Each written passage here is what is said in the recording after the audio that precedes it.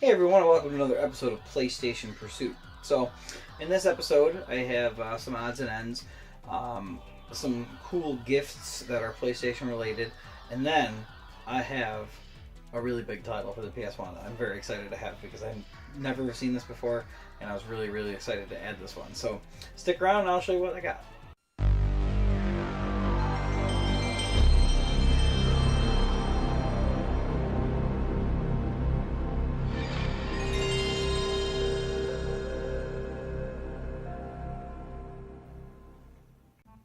Okay, so the cool gifts that I got that are PlayStation related, I got from my good friend Pat Milligan at River City Retro. He has been constantly hooking me up with cool things, some of the controllers I got and stuff that I've talked about in the past. But this was something really cool because it was something I actually needed. I actually just got a new laptop recently, and it's really nice. It's been working well, and these videos are edited on it. Lots of RAM, so good for video editing. And one thing that I needed was a laptop bag. I had one at work that I was using back and forth, but it technically wasn't mine. It was my boss's that she lent me a long time ago. So I was using that for a while. And then Pat came along and gave me this. It is a fantastic laptop bag with the PlayStation logo. And it says PlayStation on top. And this, I believe, was a PlayStation Reps bag. Maybe they still use them, but really solid bag. Very excited to use it. And the fact that it had the PlayStation branding, I thought was pretty cool for the PlayStation Pursuit. Even if it's not PS1 specific, it's still the PlayStation brand, and I thought that was really cool. But that's not all he gave me. He gave me something else that is very weird. It is Waterman brand, Lara Croft branded pen. And I had to do a little research about this, and it was like a limited collector pen from the original Tomb Raider era. And it's actually kind of ugly. There's two of them. Kind of ugly. It's got like a really bad CG Lara Croft from the era on the pen. But what a cool and unique collector's item. And we looked them up, and they're the ones that have sold in the past have definitely sold for a decent amount of money, but very rarely. So he gave me a really good hookup on this by giving it to me. I really appreciate that, Pat. But it's just such a unique thing, and I like Tomb Raider, especially of the older eras. I thought that was just a really cool thing to have. And even though it doesn't have the PS1 logo on it, it's the Lara Croft from that era. So really cool thing to add to the collection. So thank you so much for that, Pat. Now, the first game pickups of this episode, I don't have too many this episode, but like I said, there's some really good ones. These were at, actually a week after Retro Game Con, there was a Syracuse, New York Comic Con that went on in Syracuse, and it was really small, first year, but there was a vendor who was actually at Retro Game Con at this convention, and I was like, maybe I can find some PS1 games that I didn't have. He had a little stack, but there was at least these three that I didn't have. And he bundled them, gave them to me for a discounted price. And I mainly got them for this one game I needed specifically, but I saw other ones I needed as well. So the first one was called Cubics Robots for Everyone Racing Robots. So some children's brand, but it's a racing game. Doesn't look that good, but it might be. You never know. I don't want to judge a game by its cover. So that was cool. And then this is a Activision published platformer called Buzz Lightyear of Star Command. I don't know how this compares to another Toy Story game that may be on the PlayStation, but this one was the second one that came out, and it looks pretty cool. I can't wait to check that one out. And then the main game I was looking for that he had, I've never seen this before. It looks like it actually goes for a little bit more, even though it's a sports game, and it's 2-on-2 Open Ice Challenge. Again, one of those covers that I've never seen before, so that's how it's easy to tell. Even on the side though, I was like, open ice, that sounds weird. And then when I saw it, I was like, oh, I've never seen it. Looked it up on my phone, and sure enough, it was a little pricier for a sports game. So I got a great deal on it, and he bundled those up. So like I said, a good deal overall on all three. So I'm gonna take a little break. Back to some PlayStation favorites, finally. I'm not doing a huge episode again. So stick around and enjoy what I got to show.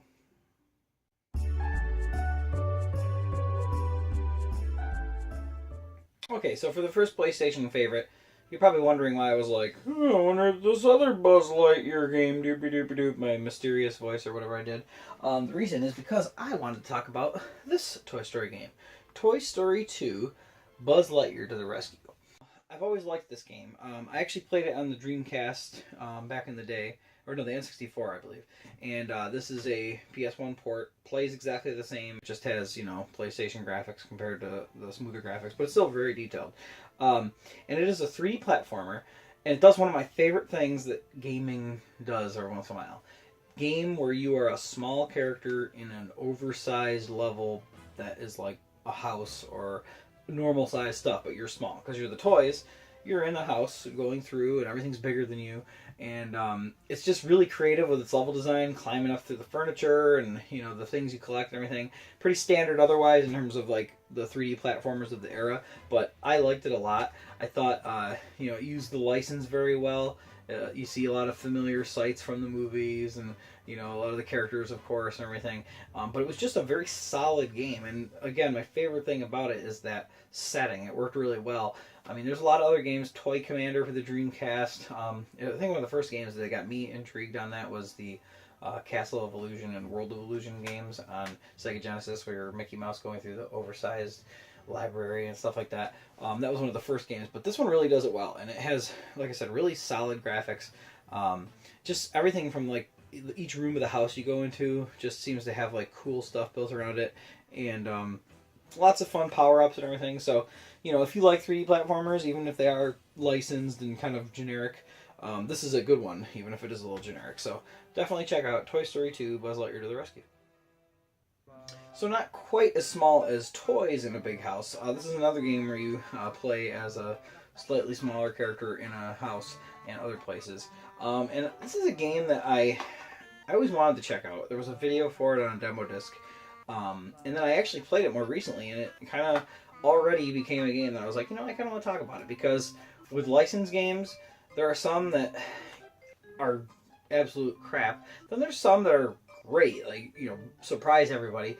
But then there are some that, like, I'd put this one in the category of, it's not that it's an excellent game, but it's a very solid title that lets you be a part of the license. So what I mean by that is, when you're watching like a TV show or a movie, I think one of the things that video games gives the benefit of is putting you there in the world. So if there was a cartoon you watched growing up, or if there's a movie you enjoy, sometimes just being in that setting is really cool to see. And if it's got a solid game underneath, then it's even better. So it's not just a waste of a license.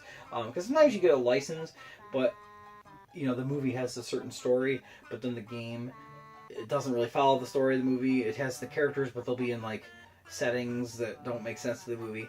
And this is based off a TV show that I did watch when it first came out, because it came out with one of my favorite shows of all time and another great show, the Nicktoons collection. The first three were Ren and Stimpy, which is one of my all-time favorite shows, Doug, which I think is a fantastic show too, and even Rugrats, based off of Babies, is a really solid cartoon, especially earlier on. It kind of went overstayed its course, but I watched Nicktoons when they first came out, and they were new, fresh cartoons. I really liked the wacky music by the guy from Devo. I can't remember his name, but really weird music, and just a really cool art style, and some stuff that as an adult when I watch it, I'm like, it's one of those shows where you realize like the parents in the show and stuff, the adults could relate to that stuff. But this is Rugrats Search for Reptar, and the one thing I really liked about it is it really sells that setting, like I was talking about. You feel like you are in the places you see in the house and everything from the show. And so when I played it and I realized that, hey, this actually isn't a very bad game at all, based off of a show that I watched when I was younger, I thought it was something I definitely wanted to recommend on the PlayStation Pursuit. So I don't want to say it's a platformer because you can jump, but it's not a jumper. You're babies after all. But let's say a 3D adventure platformer throughout the house and other places that have little episodes, like each level, let's say. It's kind of like an open house and an open world, and then you go into levels from there. And they'll have little mini-game objectives. So they're not super long, complex levels, which would have been nice too, but you gotta think, it's a license that even if some older kids enjoyed this, or even myself as an adult remembers fond memories of watching the show, little kids are going to want to play this too. So I think they found a nice balance of difficulty where it's not so easy, it's pointless, but it also allows for a bunch of people to be a wide audience for the game. But it was pretty cool. It followed. I played quite a bit of this. I didn't finish it, but definitely follows a lot of cool twists and turns throughout the game in terms of gameplay styles. It's not all one thing. Now, the core gameplay and movement and stuff stays the same, so that's what I like. It's not just like changing up the gameplay styles 100% between levels. You'll still move the same way, get around the same way, but you know, there's some collectathon levels where you gotta collect items in the rooms and stuff, but they kind of tend to make use of the whole house, so you get kind of familiar with the layout, and then things get kind of twisted around, and they're based off of, if not episodes from the show, ideas that were in episodes of the show are kind of like put into the game. So I just think this was a really solid kids license brought to a game.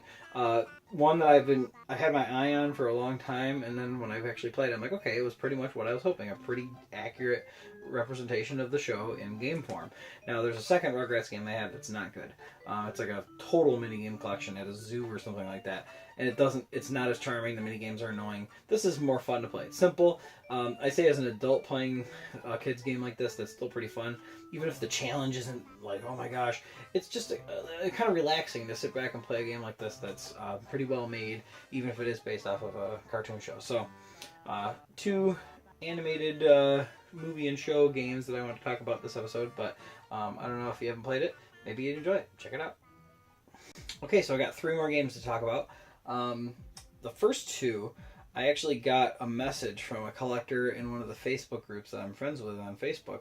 I haven't met him in person yet, but we've talked several times on Facebook, and he offered me a great deal on 2 games, one that I've seen plenty of times and needed, but then one that I knew of and I've always wanted to play and I just don't see anymore. So very happy to get these 2. So the first one is Clock Tower. This is an awesome horror game. I'll probably talk about it in a PlayStation favorite in the future, because I did play this back in the day and I really liked it. Never played the second one, still need to get that, but these games are going up in price and super fun. I have very fond memories. I even remember playing this at our local store, Micro Game. They had it. It's just the game. I don't even think it was a demo set up in the store. So I mean, maybe they can't do that with M-rated horror games anymore. But back in the day, I remember playing it there and I being, wow, this is really intense. So really cool game. Very, very happy to have that. So, and then the other one, this is one that just looks right up my alley because it's super weird, and it's called Incredible Crisis. First of all, look at that cover. It's really cool. And it's, you play as this like guy, I think it's let's see, help the Teneo family get home in time, or Teneo's family, Teneo must be the main character, get home in time for Grandma's birthday. It's a happy day and the worst day of their life as they endure hundreds of hilarious and cardiac arrest-inducing dilemmas. So, tons of wacky gameplay variety throughout the game with a funny story, very Japanese sensibilities, kind of like a Katamari game, not in gameplay, but in just the weirdness of the story. Very, very cool. This is one I wanted for a super long time. So, Mark, if you're watching this video, thank you for the great deal through Facebook and shipping them in a super timely manner. So, thank you so much. And then, this is the big game for the video. It doesn't have a manual, so that's disappointing because I didn't realize from the sale post that it didn't have a manual because the image, well, the type of long box it is, has the inner artwork that is an ad and looks like the back of a manual. So I do have to get a manual for this, but I don't care. This game wasn't even showing up on eBay until recently. And I was able to use a coupon because my friend Pete Dorr, who does YouTube videos and he does a lot of Twitch now, he was at Retro Game Con and we were talking about games. He did a panel there and everything. And then he put a post on the week later about eBay having a flash sale for a $15 off coupon. So I was like, you know what, let me see if some of the bigger games I need are on there. I can get 15 bucks off. And I did. So I got a great deal on this game. And this game I thought was going to be a long time before I got it, but here it is. It is called Silverlode. Now, you can't really tell from the cover. It's just like an dark Egyptian Sphinx-looking statue. You can't really tell what this game is, but I did some research when I was trying to find out what rare games were on PlayStation. And it's a point-and-click adventure, which I love, that uses the PlayStation mouse, which I do have right here, so I can play it with the mouse pad just like it's a PC game, because it is based off of a PC title. And it's a vampire western point-and-click adventure. So really weird storyline. And like I said, it doesn't have the manual, but see, that's what I thought was the manual, but it's just the inner art. But really good condition. All I got is just a few of those stickers that need to be re-glued. Other than that, it's in great shape, and being so rare, I'm just really, really happy to get it. But I love it. It just seems like it's going to be a really badass game. There's like a picture of like this cowboy dude on the back, and he just says, "Devils in the bodies of men." It just sounds like the setting and the weirdness of it is going to be so cool. I cannot wait to play this. In fact, I'm going to be playing this very soon because I was looking forward to this one and not expecting to have it so soon. So definitely looking forward to playing that. But this is definitely one of the holy grails on PS1, and I'm glad to get it out of the way. So let's add up the games from this episode and see where we're at. Stick around. Well, I've done it again. I've crossed another milestone. I am now at 602 PS1 games. So, like I said last episode, creeping up towards halfway. Now I'm even closer to halfway. And 600 games. That's awesome. I mean, look at this. 600 PlayStation 1 games. That's really, really cool. And by the next episode, you'll probably see all these ones put into the shelves, and the shelves rearranged a little bit because I kind of have amassed the last few episodes over here. But very, very exciting. Super cool to have some of these hard-hitting games out of the way. In fact, I'm really only missing, I'd say, 5 to 10 big PS1 games. The rest of them are all under $100, and then a lot of them are just the common stuff. So I'm really happy that I have a lot of the bigger games done. There are still a few out there that are evading me, but I'm pretty excited to see where I can go with the PlayStation Pursuit from here. So thanks again for watching. Hope you enjoyed this episode. And as always, please comment. Let me know what you thought. And if you haven't liked or subscribed to the video or channel or my Facebook page, please feel free to follow and see the stuff right as I post them weekly. So thanks again for watching, and I'll see you in the next episode.